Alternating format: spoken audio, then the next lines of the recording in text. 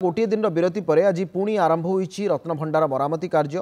गत मंगलवार दिन भीतर रत्नभंडार उद्धार बंधा जाइथिला लुहा भार। एएसआई 15 ରୁ 20 जन कुशली श्रमिकों द्वारा चून छड़ाई परिष्कार करा जाउछि। दैनिक 5 घंटा मरामती करने लक्ष्य रखा जाइछि। छत्तीसा नियोग बैठक में प्रस्तुत नीति निर्घंट एवं राज्य सरकार मार्गदर्शिका अनुଯାयी द्वितीय भोगमंडप पर आरंभ होइथिला भीतर भंडार मरामती कार्य। एनजीआरए रिपोर्ट आधार चली रत्नभंडार मरामती कार्य। महाप्रभुंकर महास्नान पर आज कम समय काम करा जाइथिला। एएसआई रत्नभंडार मरामती कार्य खूब शीघ्र शेष करिबो बोली कहिसेंती श्रीमंदिरर मुख्य प्रशासक।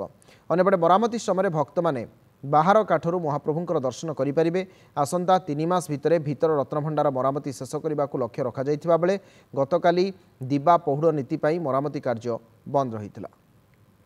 श्रीमंदिर रत्नभंडार मरामती कार्य एएसआई बा आर्कियोलॉजिकल सर्वे ऑफ इंडिया द्वारा डिसेंबर मास 17 तारिख रु आरंभ हो सारी।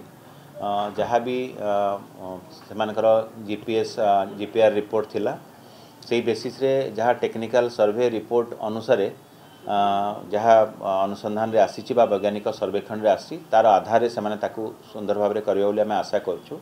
एवं यही कार्य संपादन हैला परे जाई जो मूल रत्नभंडार को टेम्पोरारी स्ट्रंग रूम रु जहाँ भी आमर अच्छी रत्न अलंकार ताकू स्थानांतरण करा जिवो एवं परवर्ती पर्याय जाई आमर गणति मणति कार्यक्रम आरंभ होबो।